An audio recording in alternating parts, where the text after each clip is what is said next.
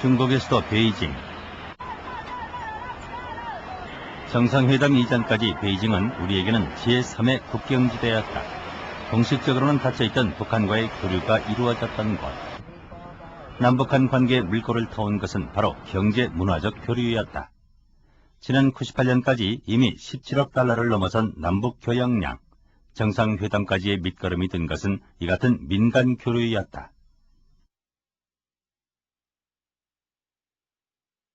오늘 남북교류의 출발점은 지난 88년 노태우 대통령의 민족 자존과 통일 번영에 관한 특별선언, 이른바 77선언이다. 되기를 바랍니다. 남북 간 교역의 문호를 개방하고 남북 간 교역을 민족 내부 교역으로 간주한다.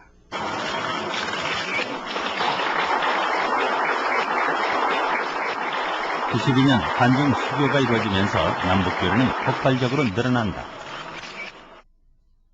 교포 사업가를 비롯해 베이징은 북한 관련 사업을 벌이려는 기업인들로 넘쳐나기 시작했다. 재미교포 김찬구 씨도 그런 사업가들 중에 하나. 지난 88년부터 지금까지 10년간 북한을 상대로 무역을 해왔다. 최근까지도 그는 북한에서 임가공 형태로 봉제 완구를 수입해왔다. 어디 수입하든 간에 이걸 붙여야 돼요, 반드시. 여기 보면은, 이제 원산지는 북한, 순평완구, 여기 있잖아요. 조선 평양 순평완구 공장. 그의 첫 사업은 북한산 수산물의 수입. 그러나 사업이 본격화되기까지는 오랜 시간이 걸렸다. 무엇보다도 중요했던 것은 사업선을 찾는 일이었다. 이제 그 대성총국의 사장을 직접 만나서 일을 했는데, 합의를 하고 계약을 해도 약속대로 2달 이후에 나는 모든 걸 준비해가지고 평양을 가보니까 약속한 사장은 한 힘이었다는 걸 그때 알았어요. 위에 당에 보고를 해가지고 당에서 그 모든 것이 합의가 된 상태에서 실천을 옮기려 해야 되는 거예요. 예를 들면 우리나라에 왔습니다만은 그 부총리 때 김다련 씨 이런 분야 그런 레벨이야만이 파워가 있는 거예요. 지난 94년부터 북한에서 임가공 형태로 구두를 생산해 들여오고 있는 한 제화업체. 그곳의 정주관 사장도 마찬가지의 경험을 가지고 있다. 우리 지금 국내 제품하고 비교했을 때 무슨 차이가 있나? 국내 제품하고 차이가 전혀 없습니다. 차이가 전혀 없지. 한 달 300쪽으로 시작한 교역이 지금은 한 달에 10,000쪽. 이 제화업체의 교역 상대는 북한의 광명성 총회사다. 그러나 지금의 교역 상대를 찾기까지 그 역시 많은 시간을 허비해야 했다.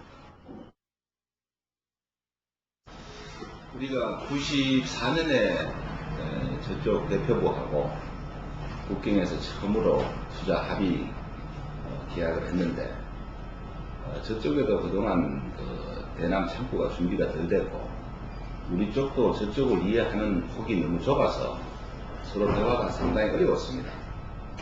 우리가 진행 과정을 보더라도 처음에 계약한 거는 성철리 총회사인데 그 다음에 계약한 사람이 보면 고민발이고 그 뒤에는 대경추고 그 뒤에 또 판명성이고 그러다가 중단돼 버리고 그러한 과정을 겪게 되었죠.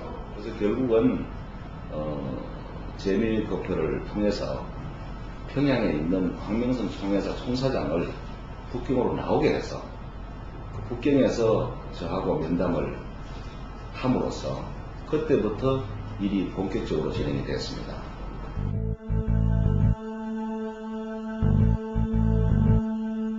비단 경제적 교류뿐만 아니라 북한과의 교류에는 남과 북을 이어준 또 다른 사람들이 있었다.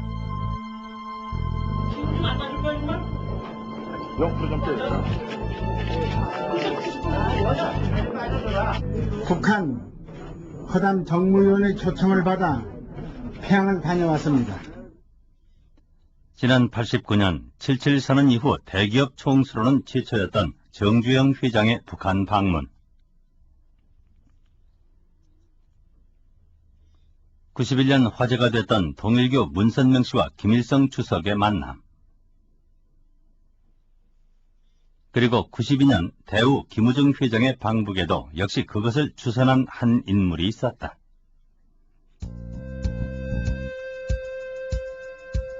바로 금강산 국제그룹 회장으로 알려진 박경륜 씨. 94년 김일성 주석 조문 당시 찍은 김정일 국방위원장과의 사진 한 장으로 그녀의 북한 내 위치를 짐작할 수 있다. 김일성 주석 사망 후에도 그녀는 김정일 국방위원장과 만났던 극소수 인물 중의 하나로 남한 인사들의 방북에 중요한 가교 역할을 해왔다. 박경륜 씨를 한마디로 평을 하면은 90년대 중반까지의 어떤 중요한 남북 교류사, 교류, 이 속에서는 사실 어떤 중요한 역할을 한 분 중에 한 사람이라고 얘기할 수가 있죠. 박경륜 회장은 과연 어떤 인물일까? 그녀가 주로 활동하는 곳은 북경. 그녀의 남동생이 경영한다는 한 회사의 사무실에서 박경륜 회장을 만날 수 있었다. 이게 갈마반도인데 우리 사람들 지금 어디 가서 이게 아무도 없거든. 그 친구들하고 의논하고 내가 8월에 들어갈 생각을 하고 있지 지금. 올해 나이 66. 청주에서 태어나 미국에서 회계학을 공부한 뒤 미국에서 살아온 재미교포 사업가다. 새나라 자동차 사건으로 국내에도 널리 알려진 제1교포 사업가 박노정 씨가 바로 그녀의 남편. 박 씨의 사망 직전인 84년부터 그녀는 북경에서 활동하며 북한에 진출할 길을 모색해왔다. 아니 그건 우리 장시간 우리 돌아가신 남편하고 어떻게 하면은 우리 남북이 이제 전쟁하지 않고 잘 살 수 있는가를 오래 얘기하고 있었거든요. 그래서 내가 여러모로 찾기 시작했다고. 어떻게 접촉을 하면 남북전선을 갈 수 있을까? 그게 86년서부터 내가 아주 심각하게 만나기 시작했다고. 우리 이산가족 북한 진출의 길을 모색하던 박경륜 회장이 만난 사람은 북한의 최고위층과 인척관계로 알려진 한 인물. 그의 주선으로 북한에 들어간 박 회장은 곧바로 북한에서 사업을 시작한다. 그것이 바로 1986년. 북한 역시 심각한 경제난을 타개할 방법을 모색하고 있던 때였다. 그때 시작한 사업이 현 금강산 국제그룹의 모태인 금강산 관광회사였다. 대화 도중에 돈을 어떻게 하면 벌겠습니까? 그러고 묻더라고. 돈 버시려면 여러 가지 일을 하셔야죠. 그래서 내가 말씀드린 게 돈 벌기 위해서는 사람이 왔다 갔다 해야 될 텐데 거기 하기 위해서는 관광을 하셔야 됩니다. 그러려면 관광회사를 만드셔야 되고 그 다음에 또 뭡니까? 그래서 회사를 하나 차려야 되니까 우리가 무역도 하고 개발도 하고 해야 돈을 버는 거 아닙니까? 그래서 그 다음에 내가 한 달 후인가 다시 들어가서 회사를 차렸죠. 그 제일 처음에 차린 회사가 금강산 관광회사가 금강산 관광회사. 그러면 그 다음에 한 게 금강산 무역개발. 그 회사 2개를 차렸습니다.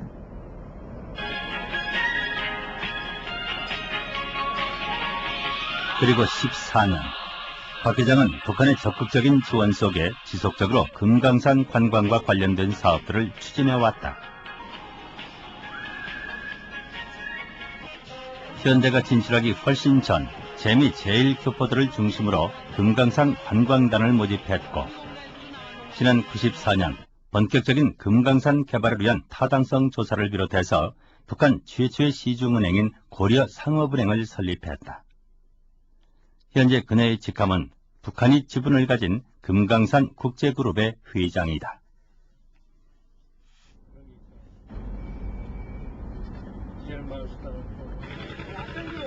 조선족이 많이 사는 연변도 남북교류의 또 다른 무대다.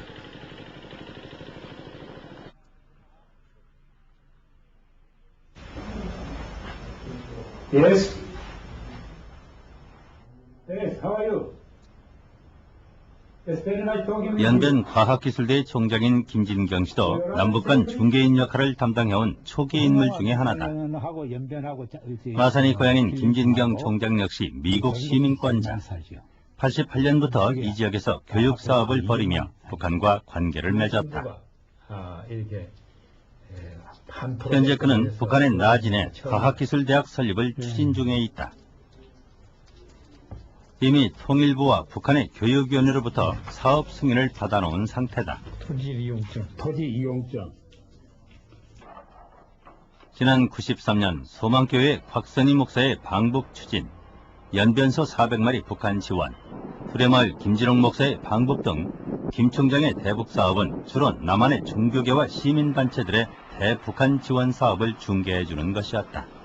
또 제가 하는 일은 그동안 무슨 장사를 했다든지 무슨 정치적인 일을 했다는 것이 아니고 서로 우리 민족의 아픔을 나누고 고통을 나누고 또 협력하고 또 이런 일들을 늘 하면서 또한 북한 사회를 또 국제사회에 소개도 하고 이렇게 했기 때문에 그동안 신뢰를 가지고 같이 함께 일했죠.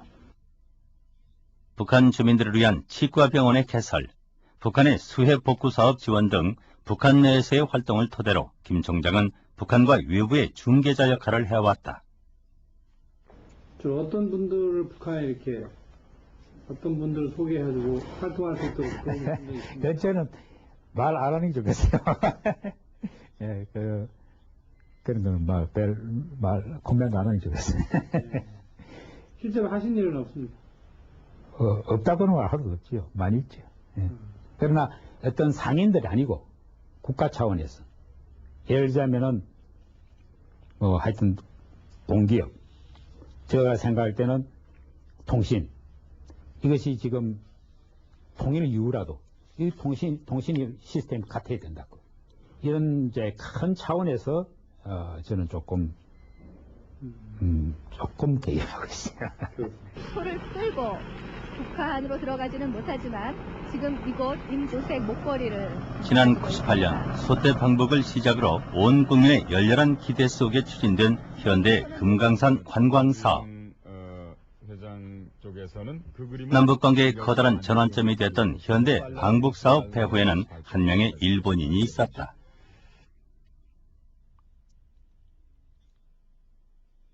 일본의 아사히 신문 서울 지국장을 역임했던 고바야시 게이치 씨가 바로 그 주인공. あそこの仲介というのは非常に難しいけども、現代が僕に全権を委任するというふうなね、ことをきちっと書いて起こせば、僕はやってもいいということを言って、まあそこに書いてありますけど、名誉回収じゃないけども、リーさんのあれで来て、それと僕の手紙をつけて送ったということですね、最初。それはキム・ヨンスン師匠の方へ。はいはいはいはいはいはい。そしたらまあ僕は直接聞いたわけじゃないけど苦笑いしてたっていうけど、まあとにかくそういう状況があって一旦伸びたんですけども、その後北京でやろうということになってですね、それで僕も最初の会合だけは出ていったわけです。 김영삼 전 대통령과도 잘 알고 있는 고바야시 게이치 씨는 현대 방북단의 일원으로 직접 북한에 가기까지 했다. で僕自身もだからさっき言ったみたいにね、ミッシーというよりか自分自身の立場でね、できるだけほとんど北朝鮮からもお金もらったことないし、韓国政府からももらったことはありませんし、自分の立場で自分ができる範囲で動いて南北の役に立てばね、それは僕は非常に幸せだなと思ってるわけですから。 남과 북 한민족의 만남에 반드시 중개인이 필요했던 이유. 그것은 우선 철저히 단절돼 있었던 남북 간의 대치 상황에 있었다. 공식적인 대화 창구가 유명무실한 상황에서 북한에 진출하기 위해서는 안내자가 필수적이었던 것이다.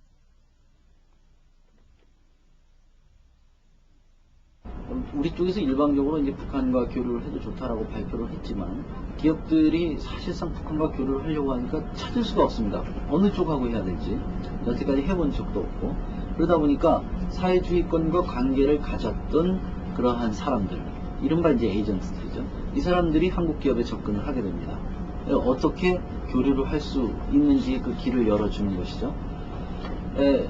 초기에는 이 사람들의 역할이 컸다고 볼 수 있습니다.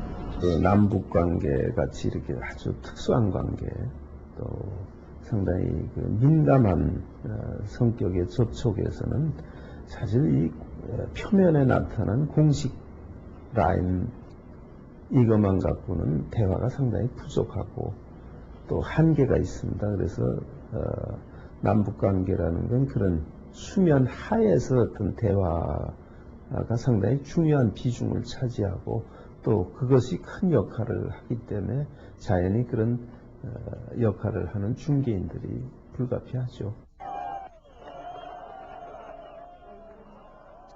그것은 북한도 마찬가지였다. 사회주의권이 붕괴되고 미국의 대북 경제 봉쇄 조치 속에서 극심한 경제난에 봉착했던 북한 역시 남한과의 교류를 필요로 했던 것. 남한과의 공식 창구를 열지 않은 상태에서 남한과 교류를 하려면 중개인이라는 형식이 유용했던 것이다. 상반년 이민경제 계획을 넘쳐 끝내는 자랑을 떨쳤습니다. 북한이 개방으로 나가는 것은 필연적입니다. 왜냐하면 현재 지금 북한의 경제난이 굉장히 심각한데 북한이 자력으로 경제 회복하는 것은 불가능합니다. 왜냐하면 모든 것이 구조적인 문제이기 때문에 외부의 도움을 받아야 되고 이 시장 경제 체제를 이해할 수 있는 그런 전문가가 북한을 도와줘야만이 서로 협상이 소위 시장 경제 국가들과 협상이 시작될 수 있는 것이거든요. 그런 측면에서 이제 그 소위 에이전트들의 역할이 있었던 것 같습니다. 중국 거주의 조선족들 그리고 미국에 거주하고 있는 재미교포, 주로 유럽까지 포함이죠. 그리고 지금 현재 일본에 적을 두고 있는 조총련 계통의 그 사람들, 그 다음에 그 서방의 그 홍콩에 적을 두고 있는 일부 서방 그 업자들, 이런 사람들이 주로 에이전트들로 지금 많이 뛰었어요.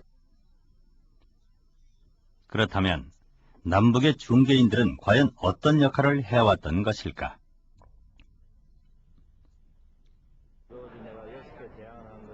지금껏 언론상에 공개된 중개인들 중 가장 대표적 인물이었던 박경윤 회장의 역할을 통해 그 대강을 짐작할 수 있을 것이다. 그녀는 남북한 교류가 본격화된 88년 이후 지금까지 꾸준히 일해온 몇 안 되는 관계자 중에 한 명이기 때문이다. 박 회장의 역할 중 가장 두드러진 것은 역시 남한 인사들을 북한에 연결해 남북한 교류를 증진시켰던 것. 비단 경제인뿐만 아니라 각종 민간 차원의 북한 관련 일들을 주선했다. 지난 90년 기독교계의 사랑의 쌀 보내기를 비롯해서 91년 천지무역과의 대북 쌀 교역, 95년 남북한 간의 15만 톤 쌀 지원 사업에도 박 회장을 비롯한 몇몇 중개인들이 중요한 역할을 했다. 평양교회단 방문 등 민간 차원의 문화 교류 역시 박 회장의 주선으로 이루어진 일들이다.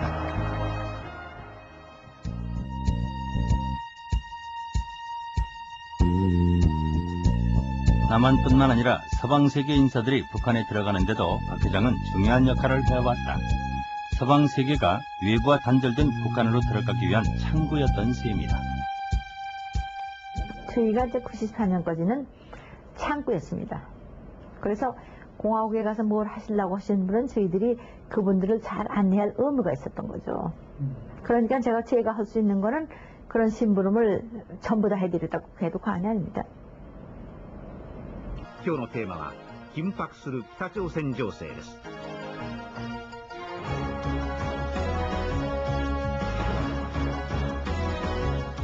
박 회장은 또한 대변자이기도 했다.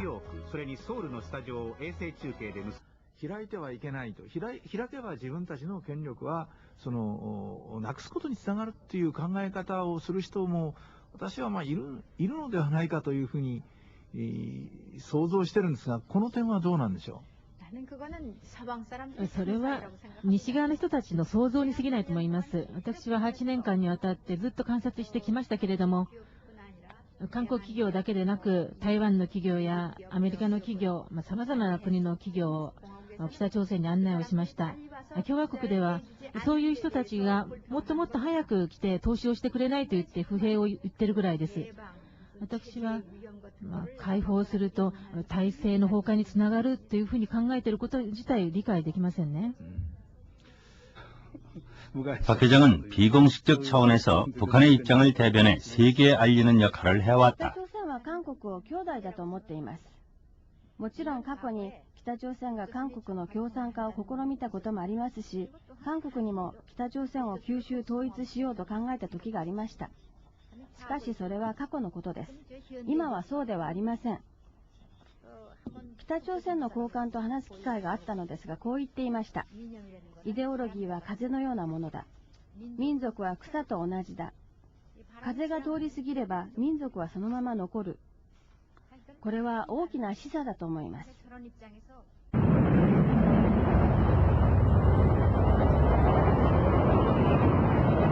朝鮮民主主義人民共和国と日本を結んだ初めての観光チャーター便は日朝国交正常化の期待を乗せて今日午後名古屋空港を飛び立ち 91년 평양과 나고야 간 부정기 전세기 운항에도 박 회장은 중요한 역할을 했다.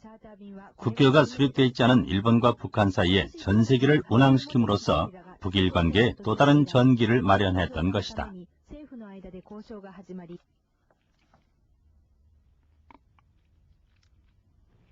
북한이 김일성 주석의 82회 생일을 맞아 초청한 서방 지난 94년 핵무기 개발설로 곤경에 처했던 북한의 입장을 전 세계에 알렸던 CNN과 NHK의 김일성 주석 회견 생방송도 박 회장의 작품이었다. 우리가 비밀이 뭐였겠는가? There's no secret we are keeping. 비밀이 없다고. No secret with us. 물론 있으면 군사 비밀들이 좀 있다고. 그건 어느 나라나 물러나고 다 공개 안 하는 거니까.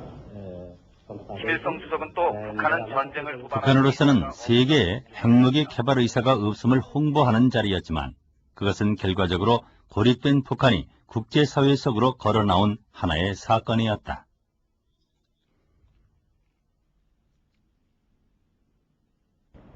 그때는 짧은 시간 안에 세계에다가 공화국 입장이 그렇지 않다는 거. 그리고 그때 김일성 주석께서 주석이 계셨을 적에 그분이 세상에다 말하는 게 제일 빠른 게 아닙니까? 그분들이 좋다고 생각하셨으니까 설득할 필요도 없었어. CNN에서 들어오시면 어떤 게 좋고 이런 일등이 그때는 한창 핵 문제 때문에 많이 많은 때 아니에요. 그때부터 오늘 그냥 세계 정세가 굉장히 냉각기가 있었고, 하여튼 그때 김정일 장군께서 결정하신 겁니다. CNN이나 NHK가 들어갔다는 것 자체가 바로 그렇고, 현대그룹의 정주영 회장, 명예회장이 처음으로 갔을 때도 역시 박경윤 씨가 있었어요. 그리고 통일그룹. 결과적으로 볼 때는 북한한테, 그럼 장기적인 이익이 되지만은, 장기적으로 볼 때는 북한을 역시 국제사회에 끌어내릴 수 있는 그런 계기가 됐다고 평가할 수 있지 않습니까? 그러니까 박경윤 씨의 역할은 단기적으로 보지 말고 장기적으로 봐야 되는 것 같습니다.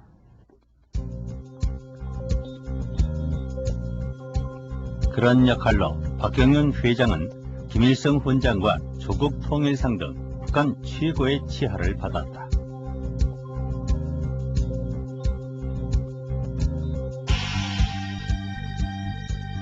그러나 바로 그런 이유로 남북한의 중개인들은 양쪽에서 곱지 않은 시선을 받아온 게 사실이다.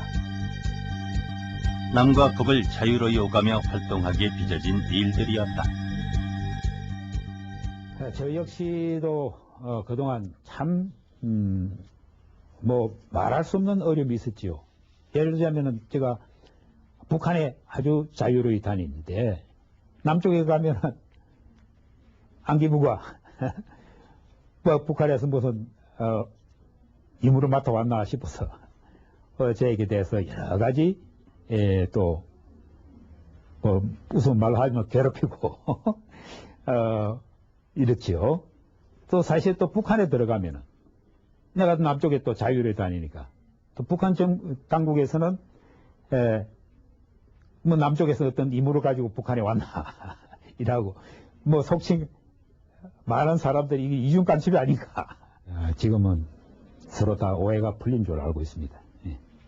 가장 어려운 점이 이제 그 중간선을 잘 걸어가는 문제인데, 제가 보는 박경륜 회장께서는 그런 문제를 그렇게 깊이 신경 쓰지 않는 것 같습니다. 남쪽이면 남쪽에 오는 대로 그저 그 숨김없이 얘기하시고, 또 저쪽 가면 저쪽 가서도 또 숨김없이 얘기하고, 성격적으로 그분이 호탕하고 또 그렇게 뭘 숨기고 그런 분은 아닙니다. 그렇기 때문에 한때 오해받아서 한 몇 년 동안 굉장히 어려움을 겪었죠.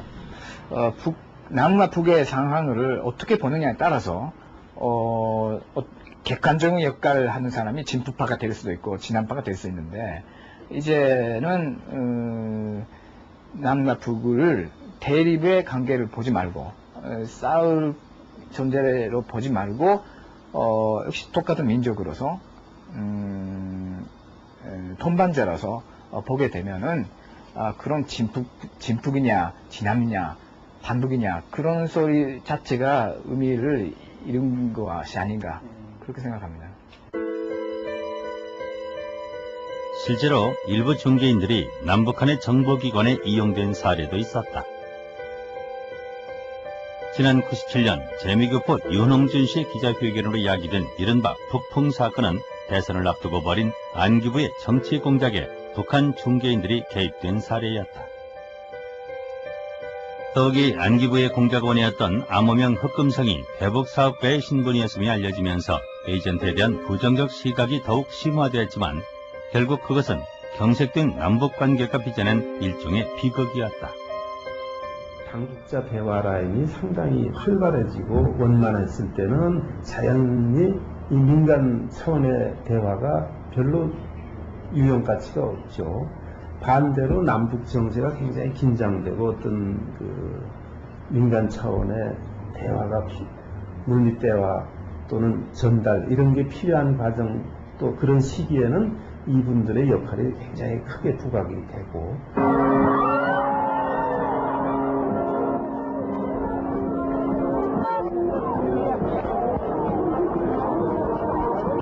지난 95년 김영삼 정부의 대북 쌀 지원 사건은 경색 국면에서 중개인들의 역할이 문제된 대표적인 사건이었다.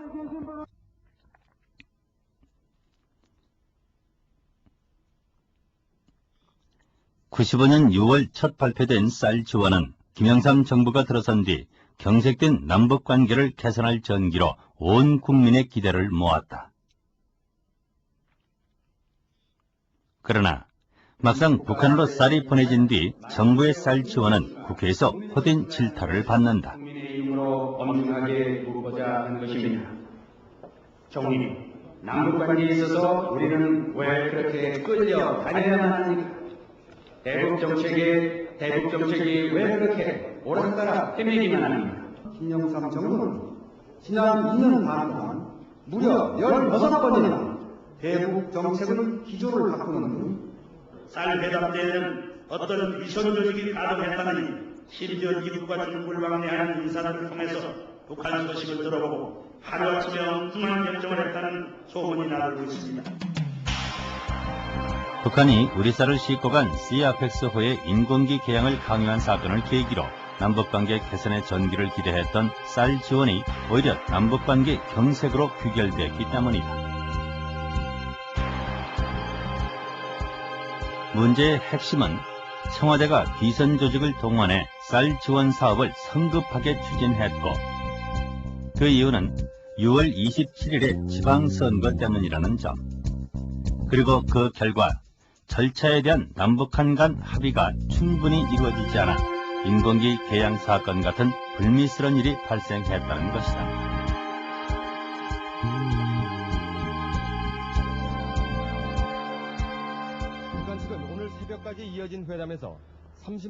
과연 실제 과정은 어떤 것이었을까?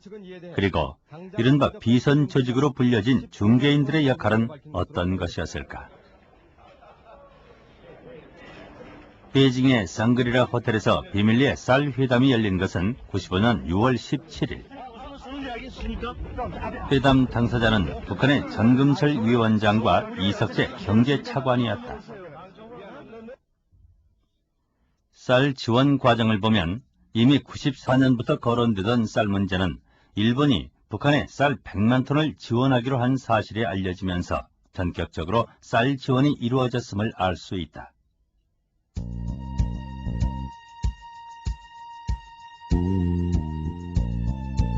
그 정책 결정 과정에 영향을 미친 것으로 알려진 중개인은 조선족 사업가인 최수진 씨. 86년부터 대북 사업을 하며 북한과 가까워진 인물이다.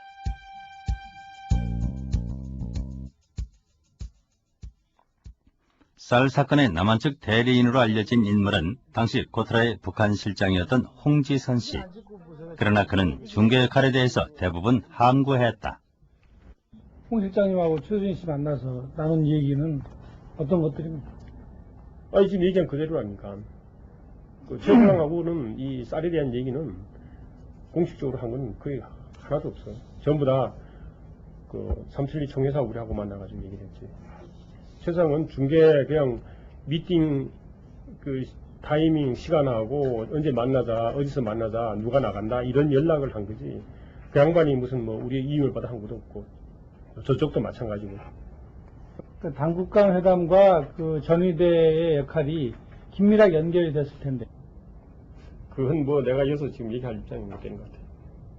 그 김영삼 정부 시절에 그런 경색을 야기하는 사건들이 굉장히 많았다고 보여지거든요.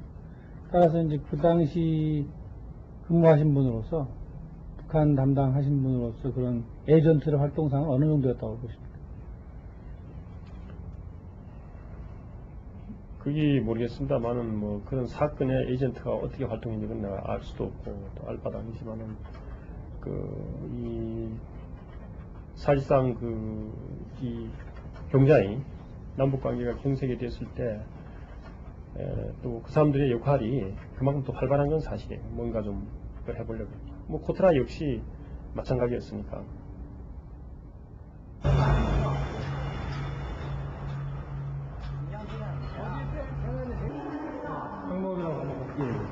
거론됐던 또 한 명의 대리인인 최수진 씨는 만나볼 수 없었다. 단지 북한의 경제난으로 투자 자금이 회수되지 않으면서 경영하던 호텔도 문을 닫았다는 말을 전해 들었을 뿐이다. 그러나 중개인들의 역할 자체보다는 당시의 정책 결정 과정에 문제가 있다는 것이 일반적인 평가다. 중개인들을 올바로 활용하지 못했던 정책 결정 시스템이 문제라는 얘기다. 그래서 저는 비선 조직 활동 자체를 부정적으로 보는 건 아닙니다. 남북관계 특성상 그것이 필요하기 때문에. 그러나 그 비선에 움직인 사람들의 메시지라든가 여러 가지 저쪽에 가까운다든가 또 여기서 올라간 사람들의 모든 활동 결과가 종합적으로 평가된 바탕 위에서 정책 결정이 돼야 되는데 그런 체제를 못 갖췄던 게 하나의 그 실패 원인이 아닌가 저는 그렇게 봅니다.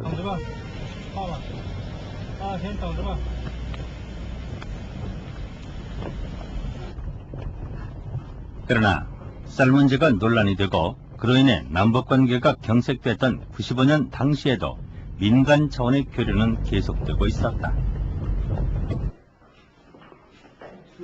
연길의 교포사업가인 전용만 씨는 95년 9월 남북한 간 최초의 해상 직항로인 나진 부산 간 항로를 열었다. 9월 상차 수준, 한국 측에서는 95년 9월 28일 오픈됐고 저희 나진은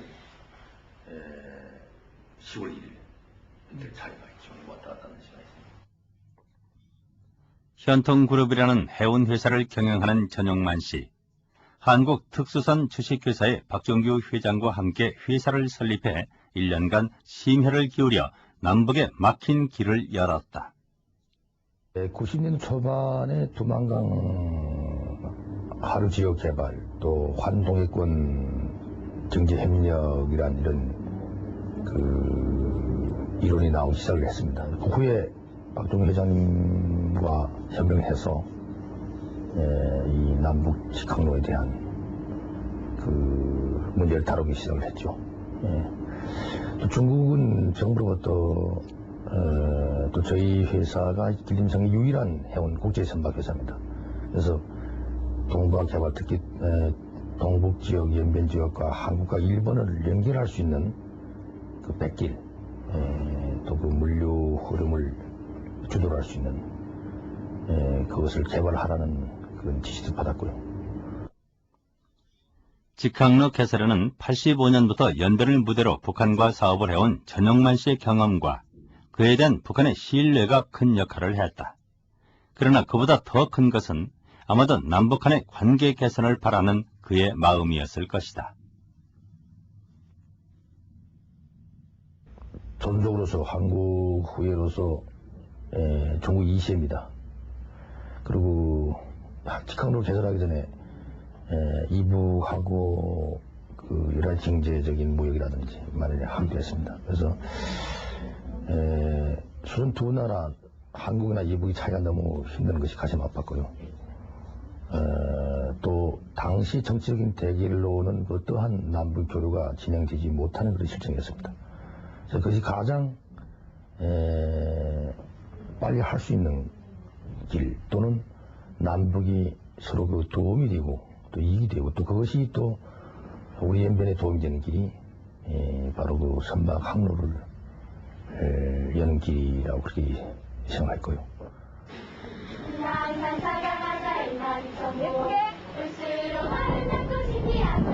전후 50년간 철조망으로 막혀있던 남과 북, 정상회담이 열리고 이산가족이 상봉을 하고 우리는 더욱 가까워질 통일의 그날을 꿈꾸고 있다.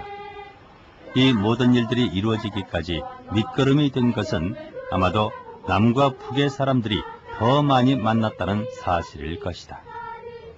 그렇다면 남과 북을 이어왔던 사람들, 그들의 역할은 과연 어떻게 평가돼야 할까?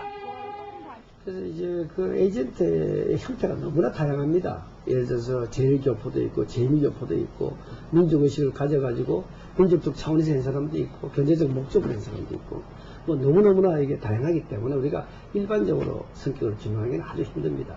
그런데 이제 우리가 성사되지 않은 사업은 일단 제외하고요. 성사된 사업을 우리가 중심으로 볼 때는 그런 에이전트 역할이 없을 때면 그 사업이 성사했겠느냐라고 생각합니다.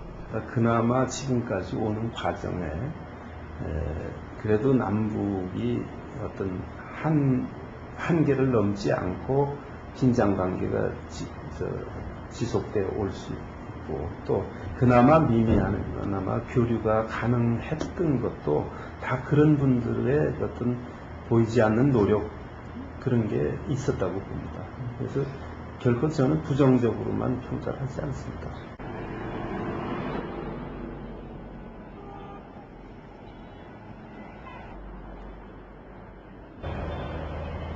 신의주와 중국의 접경지대인 중국의 단도, 북한과 교역의 요지로 새롭게 떠오르고 있는 곳이다.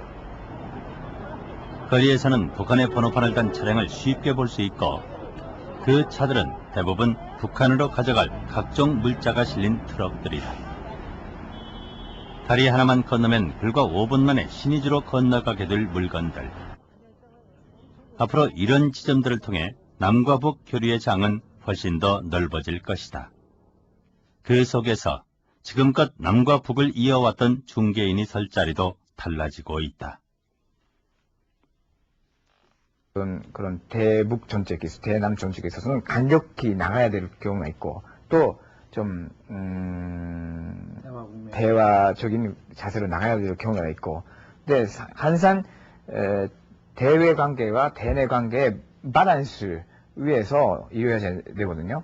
근데 그게 쉽지 않답니다. 그래서, 커뮤니케이션 할 때, 그러니까 어디 가지나, 밑바닥에서 이루어져야 되는 부분이 많다고 생각하거든요. 아무리 남북 관계가 좋아져도, 화해가 되더라도, 통일 때까지는 그런, 밑바닥에, 커뮤니케이션을 알선해주는 그런 사람들의 역할은 계속 있어야 된다고 생각합니다. 앞으로도 에이전트는 필요합니다. 왜냐하면 이제 북한에 대해서 전혀 정보가 없는 사람들, 또 북한의 그 가이드라인조차도 이해할 수 없는 사람들이 많습니다. 체제가 다르기 때문이죠.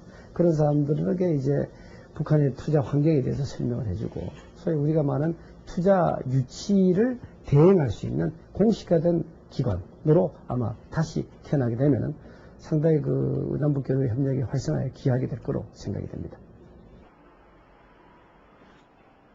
단동의 한 사무실, 박경윤 회장은 이곳에서 남북의 기업인이 직접 만나 보다 전향적인 사업이 이루어지기를 희망하고 있다. 남과 북 모두에게 도움이 되는 그런 사업을. 회장님은 어느 나라 사람이에요? 국적은 미국이고 민족은 조선이고 고향은 충청도고 이북에는 난 연고자가 하나도 없습니다.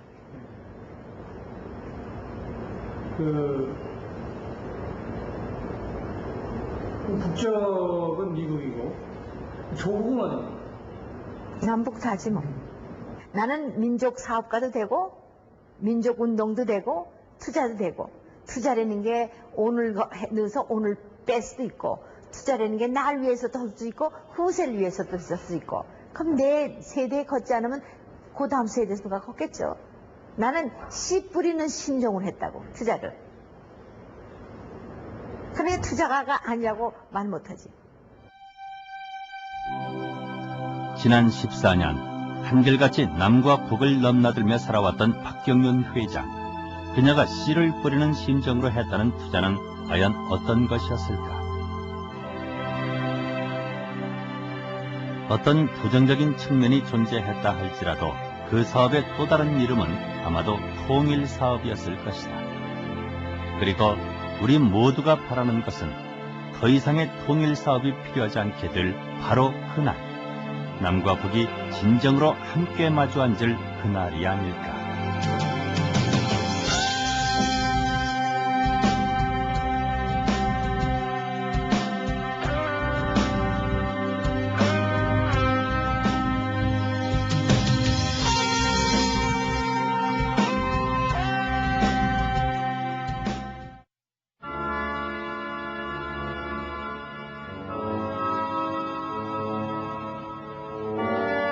얘기하면 눈물이 나. 얘기를.